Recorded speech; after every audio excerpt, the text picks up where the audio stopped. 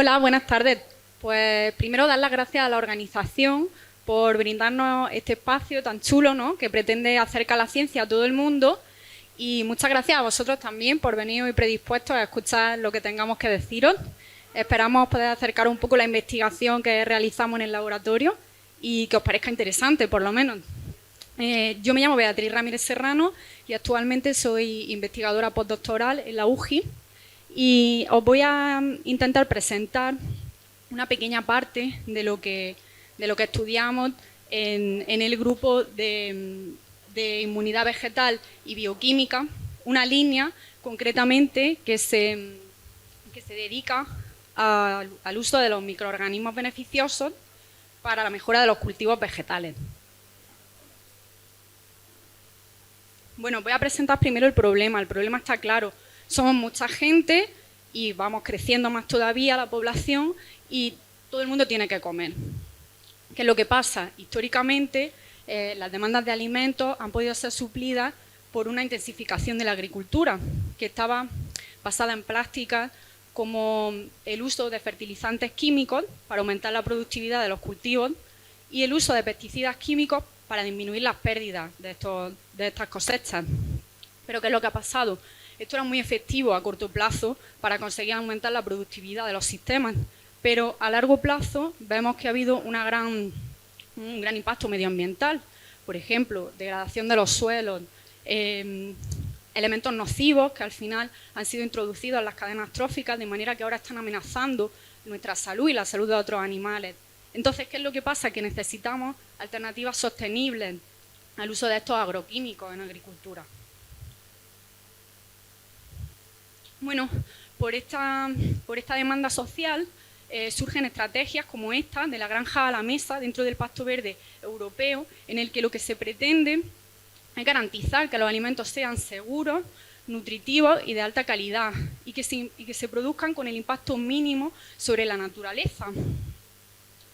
Esta estrategia incluye ciertos objetivos dentro de la Agenda 2030 que pretenden ser alcanzados para este punto, para 2030. Entre ellos, voy a destacar estos dos primeros. Una reducción del 50% del uso de los pesticidas químicos en agricultura y una reducción del 20% de los fertilizantes. ¿Cuál ha sido la respuesta de los agricultores? ¿Cómo queréis que hagamos esto? ¿Cómo queréis que consigamos esto si no tenemos alternativas viables? Entonces, claro, frente a estas propuestas bastante razonables, por otra parte, la Comisión Europea ha tenido que dar un paso al frente y decir, pues no estamos preparados para exigiros lo que estamos pidiendo. Pero bueno, no venimos a hablar de problemas, venimos a hablar de soluciones. Entonces ahora yo lo que os quiero brindar aquí es una posible solución, una solución prometedora, por lo menos en los ensayos que nosotros estamos haciendo y en muchos productos que ya se vienen utilizando en agricultura desde hace tiempo. Os sonará el concepto de probiótico. ¿Quién no ha usado probióticos? Si no vosotros mismos, seguro que conocéis a alguien que después de haber tenido alguna infección y le han mandado antibióticos, empiezan a encadenar una serie de infecciones, y esto se debe a una disbiosis, a una modificación de la microbiota, ¿no?, de la microbiota saludable. Entonces el médico puede recetaros, puede prescribiros la toma de probióticos, de microorganismos, que lo que van a hacer es favorecer vuestra salud. Aquí os he puesto algunos ejemplos específicos de los beneficios que podéis obtener de la toma de probióticos, pero me gustaría hablar de dos grandes grupos. Una mejor nutrición del individuo y una inmunidad reforzada. Claro, haciendo una analogía con las plantas, nosotros lo que pretendemos es utilizar probióticos para los sistemas agrónomos, es decir, emplear microorganismos para mejorar la salud de los cultivos. Aquí os voy a hablar también de dos beneficios, pese a que son muchos los beneficios que se pueden obtener de los microorganismos. Para no perdernos mucho, quiero enfocarnos en dos que son muy buenos para la productividad, para aumentar la productividad, que es un incremento en el crecimiento vegetal. Aquí lo que veis en la primera imagen son plantas de pimiento, y en la primera son plantas control, normales. Esas plantas son plantas que se han crecido de manera normal. Y las segundas, que se llaman PGPR, son unas plantas en las que se ha inoculado un consorcio bacteriano, bacterias que se denominan promotoras del crecimiento ya os dice la función que van a tener y efectivamente, como podéis ver, los beneficios son bastante obvios. Hay un crecimiento no solo de la parte aérea, sino también de la raíz. Y por otra parte tenemos el beneficio de la protección frente a patógenos e insectos plagas. Lo que estáis viendo en esta imagen, en el primer panel, son unas plantas de tomate que han sido crecidas de manera normal. Entonces tenéis una tasa de germinación y de crecimiento normal de esas plantas de tomate. En el segundo caso tenéis un control para la infección, es decir, se ha inoculado un patógeno, Fusarium, en el suelo y como podéis ver se ha reducido a 0 la tasa de germinación de esas plantas, o sea, es decir que es muy buen patógeno, como patógeno muy buen patógeno. Y en el tercero tenemos tanto la infección con Fusarium como la inoculación de un microorganismo beneficioso que se llama Trichoderma afrojarcianum T22 y como veis se recupera la germinación que había al principio en las plantas control sin enfermedad. En el caso de los insectos también podemos encontrar estos mecanismos de acción directa, es decir, tenemos microorganismos que pueden causar enfermedad en los insectos y al final el insecto termina muriendo a causa de esa enfermedad. Pero también tenemos microorganismos que de manera indirecta, no causando una enfermedad, pueden generar unas condiciones que lleven al insecto a enfermar, pero ellos no son los agentes causales de esa enfermedad, sino que van a actuar de una manera indirecta a través de las plantas, potenciando el sistema inmune de las plantas, estimulándolos, para que ellas sean capaces de defenderse mejor por sí mismas. Y esto lo llamamos resistencia inducida por microorganismos. Las plantas no son las únicas que tienen buenos amigos. Es de esperar, claro, que evolutivamente también los insectos hayan desarrollado aliados microbianos. La eficiencia de un insecto como herbívoro va a depender de que consiga alcanzar un balance positivo entre los nutrientes que puede obtener de las plantas y las respuestas antiherbivoría que la planta tiene para defenderse. Tenéis que pensar que alimentarse únicamente de plantas para los insectos no es nada amigable, porque no son especialmente nutritivas y dependiendo del tejido vegetal pueden tener unas carencias nutricionales bastante altas. Y después, al ser organismos sésiles que no pueden huir cuando las van a atacar, han evolucionado para defenderse de otra manera. Entonces, son alimentos que son bastante poco amigables. Los microorganismos simbiontes de los insectos pueden ayudarle a conseguir este balance positivo, otorgándole o expandiendo la funcionalidad, sobre todo de la nutrición, la digestión y ayudándole a contrarrestar las defensas vegetales. Ahora os voy a poner un par de ejemplos, simplemente. Aquí tenéis un ejemplo de cómo los microorganismos asociados a los insectos pueden ayudarles a manipular las plantas. Aquí tenéis una larva de un insecto minador, un lepidóptero, una polilla. Bueno, en este caso lo que estáis viendo es el estadio larvario. Este fenómeno en el que observáis una hoja senescente, una hoja que se ha caído ya del árbol y que todo esto es tejido muerto, pero aún así tiene un área en la que está embebida el insecto y que todavía es fotosintéticamente activa, se llama fenómeno de Green Island, de Islas Verdes. ¿Y esto por qué se produce? Bueno, pues esto se produce gracias a una bacteria simbionte que se llama Wolbachia y que permite que, aunque ya no esté unida a la hoja, a la fuente de alimentación que sería la planta, el insecto puede terminar su ciclo de vida, porque ahí sigue alimentándose. ¿Cómo sabemos que es la bacteria y no el insecto quien está provocando esto? ¿Y por qué? Bueno, lo que sabemos es que hay un aumento de la concentración de unas hormonas vegetales que se llaman citoquininas y que están involucradas, entre otras cosas, en cómo se colocan los recursos en los tejidos vegetales. Y lo que sabemos es que las producen. Aquí tenéis una galería de un insecto que ha sido tratado con antibióticos y aquí tenéis una galería de un insecto normal, sin tratar. Es decir, que cuando pierde la bacteria que tiene simbionte, pierde ese efecto o ese fenómeno de Green Island, de Isla Verde. Aquí os voy a poner otro ejemplo, el escarabajo del café. El escarabajo del café supone unas pérdidas estimadas al año a nivel mundial de unos 500 millones de dólares. Es un insecto muy curioso, porque es el único animal que es capaz de completar su ciclo de vida comiendo únicamente granos de café. Para nosotros, la cafeína, dentro de unas dosis, puede ser estimulante y puede ser muy beneficiosa. Pero para los insectos, tenéis que pensar que la cafeína, en realidad, es una manera que la planta tiene de defenderse. Entonces, puede repeler al insecto, causarle parálisis, cambios en su ciclo de vida. Es decir, que podemos preguntarnos cómo es capaz este insecto de pasar su ciclo de vida por completo en este alimento, ¿no? Y es ni más ni menos que por una bacteria simbionte que se llama Pseudomonas fulva y que lo que hace es utilizar la cafeína como fuente de alimentación para ella. Debido a la importancia que tienen los microorganismos tanto para las plantas como para los insectos, podríamos preguntarnos, ¿pueden los microorganismos beneficiosos del suelo a través de las plantas, es decir, sin estar en contacto físicamente, modificar las comunidades bacterianas de los insectos que comen en ellas? Y de ser así, ¿dichos cambios pueden afectar al rendimiento del insecto como herbívoro? Bueno, pues para contestar esta pregunta, lo que hemos hecho ha sido un experimento usando a Spodoptera exigua, esta larva, como insecto modelo.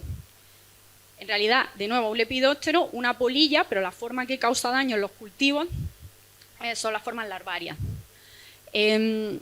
Spodoptera exigua es un generalista. Esto quiere decir que puede comer en muchas especies de plantas, en más de 25 familias botánicas de plantas, en realidad. Ataca el pimiento, ataca el tomate, el algodón, el tabaco, muchas otras de importancia agronómica. En este caso nosotros hemos utilizado las plantas de tomate como planta huésped.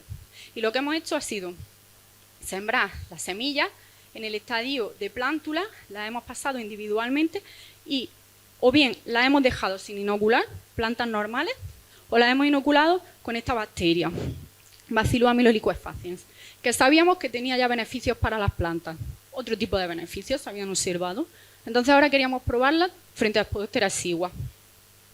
¿Qué es lo que hemos hecho? Cortar las hojas. ¿Por qué? Porque ya se sabía que la microbiota del insecto puede ser afectado si la larva va al suelo y adquiere microbiota del suelo directamente. Entonces lo que queremos es que no haya un contacto con el suelo. La ponemos a comer en esta hoja y lo que hacemos es medir su rendimiento, en este caso el peso, la ganancia de peso, y analizar las comunidades bacterianas del tracto digestivo. Las diseccionamos y las secuenciamos. ¿Qué es lo que observamos? Pues observamos que 4 bacterias distintas, ASV se refiere a identidades bacterianas distintas. Sabemos que estas bacterias son 4 bacterias distintas. No sabemos exactamente cuáles, sabemos que son una especie de Enterococcus, otra y una especie de Pluralibacter, pero no le podemos poner nombre y apellidos, solamente quedarnos ahí un poco más genérico. ¿Qué es lo que observamos? Que las 3 primeras están aumentadas en abundancia en las larvas que comieron de plantas no inoculadas con respecto a las que comieron en plantas inoculadas con el Bacillus. En cambio, la última tiene una tendencia contraria. Aquí hemos respondido que sí, pueden modificar a través de la planta las comunidades microbianas de los insectos que comen en ella. Entonces, nuestra segunda pregunta sería, ¿y esos cambios afectan al rendimiento del insecto como herbívoro? Pues medimos el peso de esas larvas y lo que observamos es que, de hecho, hay una reducción en el peso de las larvas que comieron en plantas inoculadas con ese bacillus, o sea que les fue peor. Entonces realizamos un análisis de correlación entre el peso final de la larva y la abundancia de esas identidades microbianas que habíamos observado. Y 2 de ellas mostraron una correlación positiva entre esos parámetros. Una correlación positiva significa si uno sube, el otro sube. En realidad, si recordáis las gráficas, en estos casos subía, o sea que tiene sentido. Entonces decidimos hacer una predicción funcional bioinformáticamente. ¿Y qué es lo que observamos? Que predijeron que habían funciones distintas en estas bacterias, sobre todo relacionadas con la biosíntesis de aminoácidos, de vitaminas y de otros compuestos que pueden ser bastante importantes en el desarrollo de esa larva. Es decir, que todo apunta a que sí que afectan al rendimiento del insecto como herbívoro, aunque esto después habría que probarlo. O sea, hasta ahora tenemos una correlación que no implica causalidad. Podría, pero tenemos que demostrar que esa causa está ahí.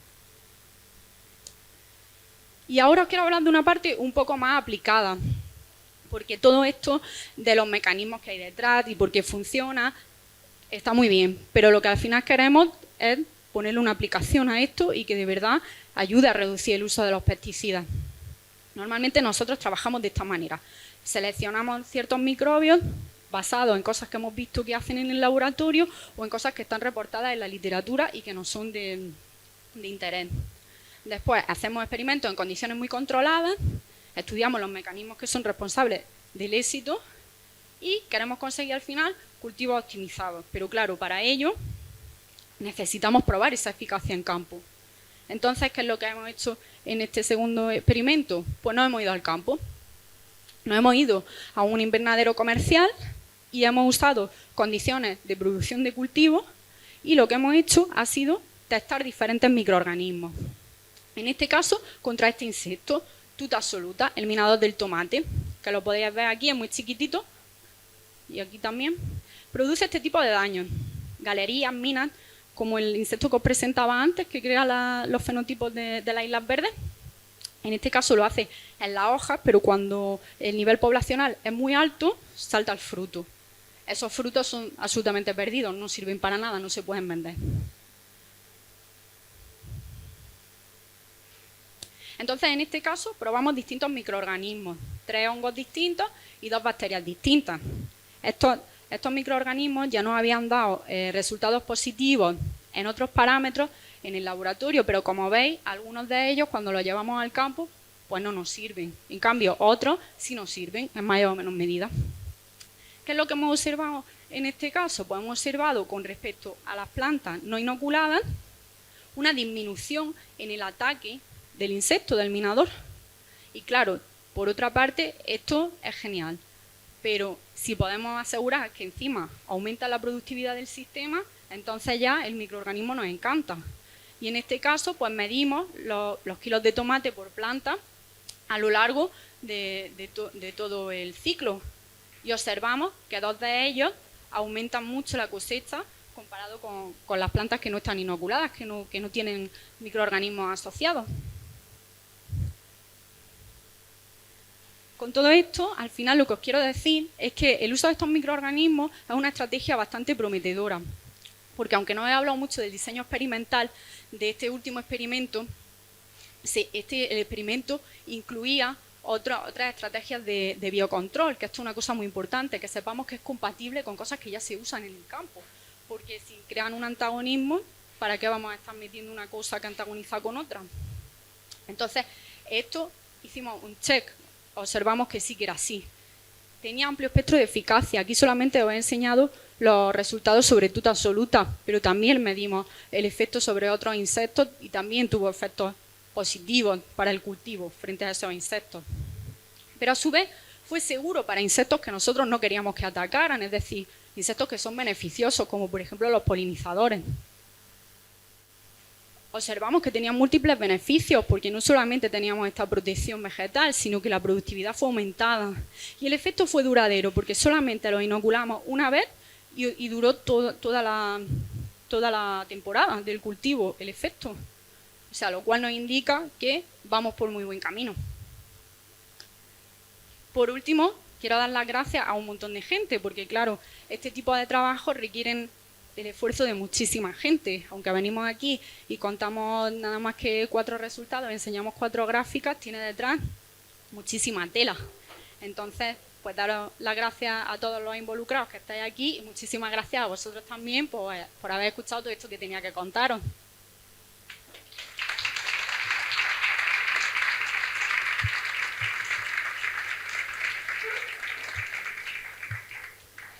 Bueno, qué interesante y qué lío, madre mía. Bueno, ¿hay alguna pregunta? ¿Preguntas?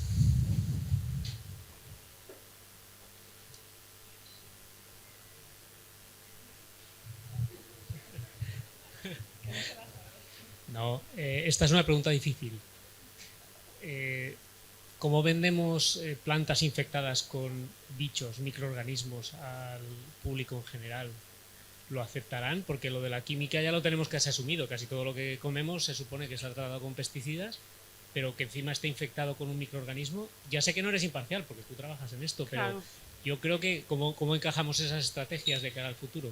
A ver, es difícil en este punto, tiene que llegar a la gente en realidad que esos efectos son efectos reales, que no hay efectos nocivos. Hay que hacer muchísimas pruebas también de ver que estos microorganismos no impactan de manera negativa en algo que nosotros no queremos que impacten. Pero en su momento también sería difícil vender probióticos. Tómate estos microorganismos, no supongo. Se supone que son inocuos para las personas, ¿no? Claro. Se supone que son inocuos. Estarán pero testados también, ¿no? ¿El qué? Que si están testados, supongo, para las personas. Hay que testarlos, claro, siempre. Siempre. Y además, hasta que se puede formular un producto y aplicarlo, tiene que pasar muchísimos controles, casi a nivel de medicamentos. O sea, es muy difícil a día de hoy formular un producto y venderlo. Yo tengo otra pregunta que, bueno, imagínate que tienes el mejor tomate del mundo que se ha cosechado con estos microorganismos, pero ¿qué tal si tiene mal sabor? Claro. Si tiene mal sabor, no nos sirve. O sea, durante estos proyectos se consideran pruebas organolépticas. Exacto. Sí, pruebas organolépticas. Además, también estamos muy interesados en las propiedades nutracéuticas que tienen, si puede estar mejorado pues en la cantidad de algún nutriente que no sea de especial interés. Todo esto va a prueba y todo esto aumenta el valor del producto o hace que se descarte. Vale. Y bueno, hay literatura relacionada con ciertos grupos de microorganismos y el sabor que puedan dar al producto, o de momento solamente en... Pues realmente no conozco rendimiento. ningún metaanálisis que sea capaz de decir Pseudomonas, esto, tal, aunque sería muy interesante poder llegar a ese punto en algún momento, pero es que a día de hoy tampoco hay muchos ensayos en campo que se lleven hasta productividad, en el que se haya puesto a una persona especial a catar. Todavía estamos un poco en pañales. Vale, gracias. ¿Sí? Mira, yo siguiendo con la primera pregunta que te han hecho, así como es difícil venderle a la gente de la calle fruta con microorganismos, ¿cómo se la introducimos también a los que trabajan el campo? Porque generalmente para los agricultores los microorganismos y los insectos son el enemigo y tampoco están acostumbrados a trabajar con ellos. Quizás se puede combinar, se puede utilizar soluciones que vayan en los métodos de regadío. ¿Se necesita aplicación aérea o en el suelo? ¿Cómo se podría...? Realmente, en cuanto a la implementación de los métodos, nosotros lo que sabemos, pues por la parte en Andalucía, en Almería, en Motril, esta parte de producción de invernadero, lo que sabemos es que las cooperativas juegan un gran papel en esto, porque cuando una cooperativa apuesta por el uso de microorganismos beneficiosos, como en su momento la tricoderma está ampliamente expandida ahora mismo su uso, se les facilita a los agricultores el producto, se les explica cómo tienen que probarlo y ven realmente que tiene beneficios, ellos están a favor de utilizarlo. De hecho, realmente los agricultores saben que el modelo tiene que cambiar hacia algo más sostenible, pero piden alternativas y que sean viables y que vean los efectos, claro. Es que están abiertos pero hasta cierto punto, porque personalmente, viniendo de una familia donde se trabaja la tierra, no... O sea, de hecho se echan de menos, según parece, los pesticidas químicos del pasado, que eran veneno puro, pero funcionaban. Parece que los de ahora no. A ver, era lo que hablábamos. Ha habido durante un tiempo, digamos, prácticas que a corto plazo eran increíbles, pero si a largo plazo te quedas sin nutrientes en el suelo, si no puedes plantar nada, o sea, si no es viable, no es viable. Si no es sostenible en el tiempo, no es sostenible. Entonces habrá que ir evolucionando hacia otro modelo. Y sobre todo, no es cambio un pesticida por un microorganismo. esto ha sido un error, porque al final depender solo de una presión selectiva en el medio ambiente esto no es así. Es muy fácil adquirir una mutación que haga que tú te adaptes a eso. Lo que queremos es que haya muchas presiones selectivas. Lo que queremos es un manejo integrado de plagas, se llama. De manera que muchas prácticas al mismo tiempo permitan que esa plaga se mantenga a raya.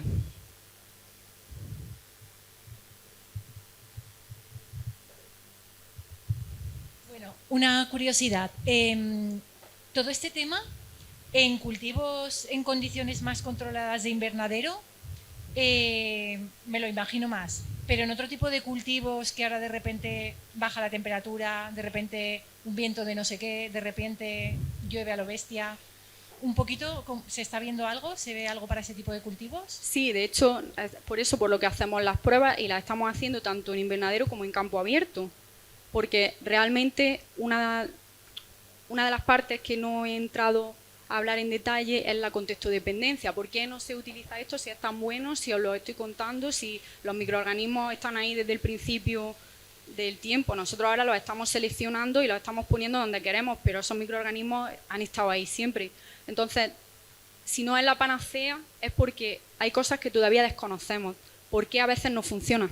A veces no funciona porque en realidad en nuestras condiciones controladas algo puede ir muy bien, pero si muchos factores están interaccionando sobre el efecto que tienen esos microorganismos, lo que necesitamos es encontrar microorganismos que sean muy estables.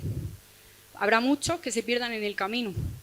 O, en realidad, en vez de utilizar uno, utilizar mezclas de ellos. Todo eso es lo que se tiene que ir ahora investigando.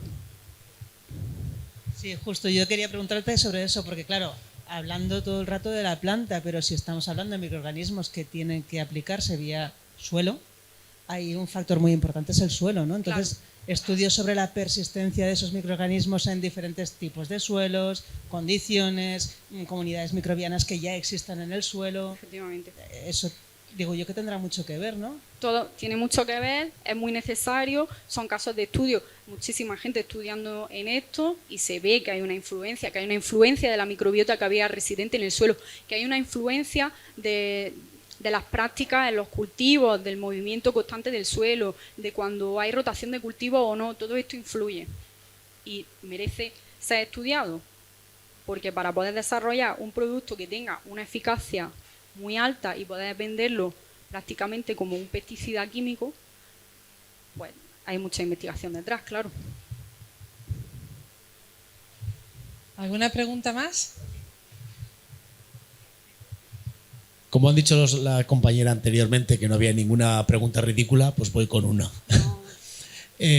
Como he dicho también por aquí delante, una vez se aplica que estos microorganismos estén en campo abierto y no en un laboratorio, ¿cómo podemos saber seguro o no? Pero ¿qué pasaría? Como has dicho que hay diferentes técnicas, tengo curiosidad por saber alguna. ¿Cómo se hace si el microorganismo se encuentra a la mar de a gusto en un terreno, empieza a desarrollarse, no tiene ningún tipo de fin, alcanza más terrenos que están alrededor y de repente donde veíamos una solución, ahora lo que tenemos es una plaga, como tú hubieras dicho, que tiene que controlarse y que el vecino que no la quería, la tiene aunque no la quería y entonces eso nos metemos en un berenjenal?